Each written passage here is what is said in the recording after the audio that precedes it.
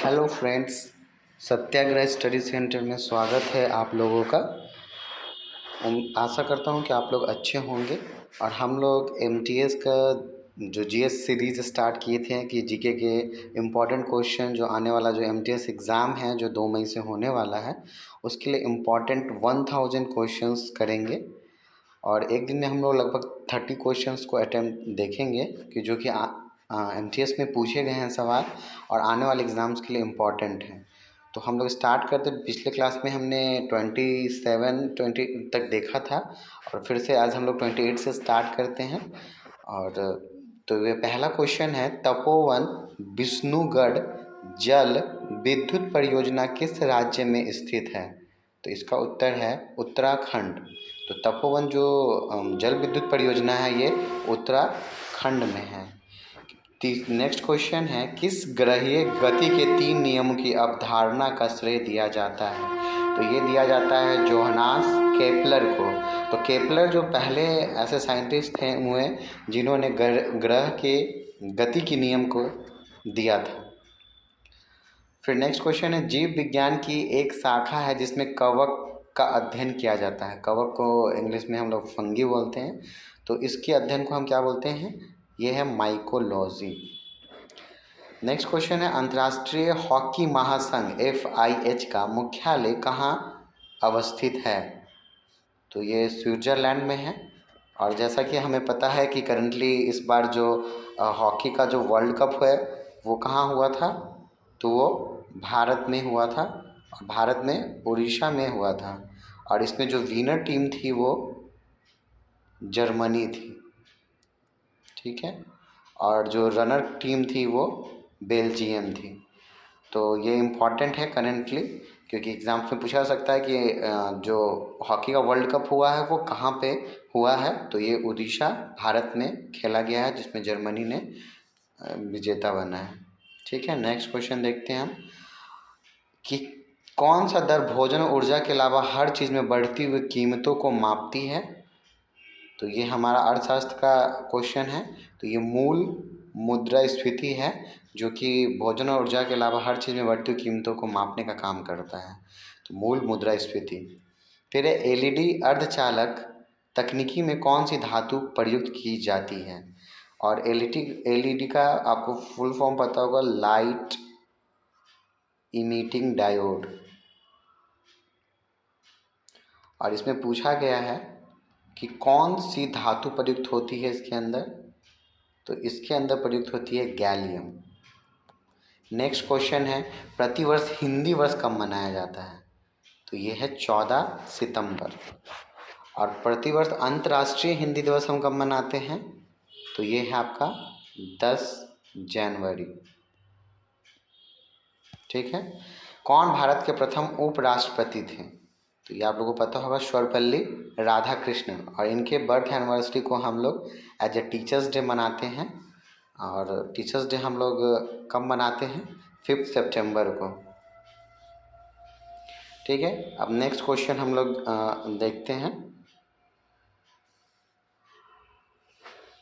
37, त्रिपुरा राज्य दिवस कब मनाया जाता है? तो 21 जनवरी को हम लोग त्रिपुरा का राज्य दिवस मनाते हैं। नेक्स्ट क्वेश्चन 38 है, भारत के संविधान के अनुच्छेद 21A में किसका अधिकार प्रदान करता है?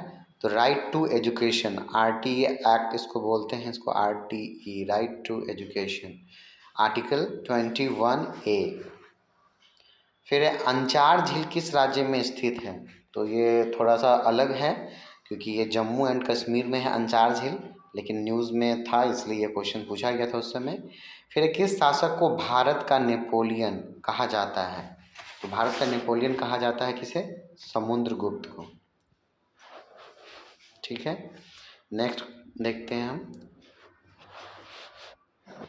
42वां नंबर है, भारतीय संविधान के किस अनुच्छेद में देवनागरी लिपि में लिखी हिंदी को संघ की आधिकारिक भाषा के रूप में अपनाया गया था? तो ये अनुच्छेद 343(1) में के द्वारा हम लोग देवनागरी लिपि में लिखी हिंदी को संघ की आधिकारिक भाषा के रूप में अपनाया गया है।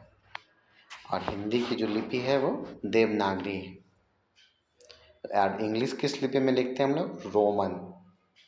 नेक्स्ट है इंडियन एसोसिएशन की स्थापना किस वर्ष में हुई थी? तो इंडियन एसोसिएशन की स्थापना 1876 में किया गया था और यही नींव रखी गई। इसी के बाद हमने इंडियन नेशनल कांग्रेस INC की स्थापना हम लोग कब किए थे? 1885 ईस्वी में। और इसके फाउंडर थे retired British civil servant A.O. Hume. ठीक है। फिर धनपत राय श्रीवास्तव किस नाम से मशहूर है? तो ये प्रेमचंद के नाम से मशहूर है। नेक्स्ट क्वेश्चन है इलेक्ट्रॉन वोल्ट किसकी एक इकाई है? तो ये ऊर्जा की एक इकाई है इलेक्ट्रॉन वोल्ट। तो ये इकाई वाले जितने भी यूनिट्स एंड डायमेंशन के क्वेश्चन हैं ये बार बार एग्जाम्स में पूछे जाते हैं। फिर आपका किताब उल हिंद का लेखक कौन था जिसने अपनी पुस्तक में आरंभिक 11वीं शताब्दी के भारत के महत्वपूर्ण विवरण दिया है? तो ये अल बरूनी थे। तो ये बहुत इंपॉर्टेंट है बुक किताब उल हिंद और इसको लिखे हैं अल बरूनी। 47वां है गुर्दे किडनी की संरचनात्मक और कार्यात्मक इकाई किसे बोलते हैं? तो ये होती है वृक्काणु जिसे हम लोग नेफ्रॉन बोलते हैं। तो ये किडनी की संरचनात्मक और कार्यात्मक इकाई है। नेक्स्ट क्वेश्चन है कि भौतिकी डैश भौतिकी रसायन विज्ञान जीव विज्ञान कंप्यूटर विज्ञान और अभियांत्रिकी की तरह विज्ञान का एक अनुप्रयोग है जिसमें कानूनी मामलों और दीवानी तहकीकात के विभिन्न तत्वों की पहचान की जाती है।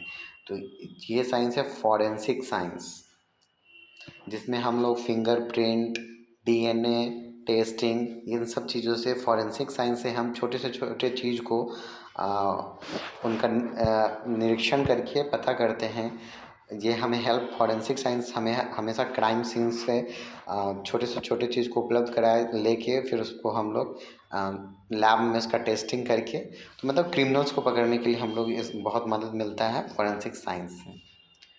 नेक्स्ट क्वेश्चन देखेंगे हम 50 किस गुरुद्वारा पातालपुरी साहिब किस नदी के निकट है? तो ये सतलुज नदी के निकट है। नेक्स्ट क्वेश्चन है किसकी विमा रैखिक संवेग की विमा के समान होती है? तो ये आवेग है। फिर 52वां है विशिष्ट लेन देन संदर्भ कितने वर्णों का एक कोड है जिसका उपयोग RTGS में किया जाता है? तो ये 22 वर्णों का एक कोड है। नेक्स्ट क्वेश्चन है 53 किस अधिनियम ने विधायिका में संघीय सुविधाओं एवं प्रांतीय स्वायत्तता की शुरुआत की और केंद्र तथा प्रांतों के बीच विधायी शक्तियों के वितरण का भी प्रावधान किया गया? तो ये भारत सरकार अधिनियम 1935 के द्वारा किया गया था। 54वां है हिंदू पौराणिक मान्यताओं के पट्टचित्र कला शैली किस भगवान को समर्पित है? तो ये भगवान जगन्नाथ को समर्पित है और भगवान जगन्नाथ की जो मंदिर है वो उड़ीसा के पुरी में है। नेक्स्ट है द्रव्य में दाब का मान प्राप्त करने के लिए प्रणोद थ्रस्ट को किससे विभाजित किया जाता है?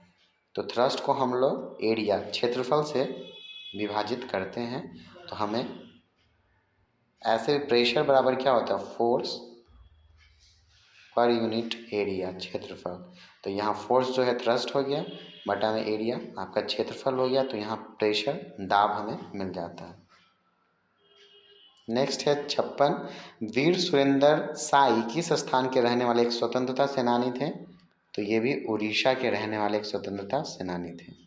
रोवा वन्य जीव अभयारण्य किस राज्य में स्थित है? रोवा तो ये त्रिपुरा का एक वन्य जीव अभयारण्य है। RBL बैंक का कॉरपोरेट कार्यालय कहाँ स्थित है? तो ये मुंबई में है और RBI का भी हेडक्वार्टर मुंबई में है जिसका एस्टेब्लिशमेंट 1935 में किया गया था।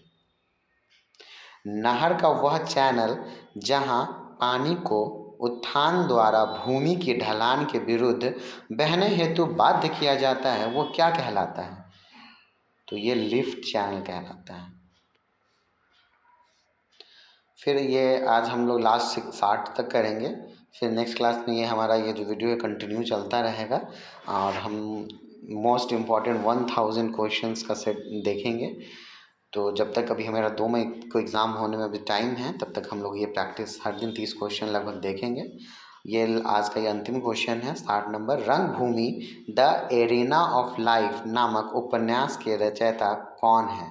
तो ये थे मुंशी प्रेमचंद। तो ये थे आज के लगभग 30 क्वेश्चन हमने आज देखा। अगर वीडियो अच्छा लगा है तो प्लीज़ लाइक शेयर और सब्सक्राइब करें और यूँ ही हमारा वीडियो देखते रहें। धन्यवाद।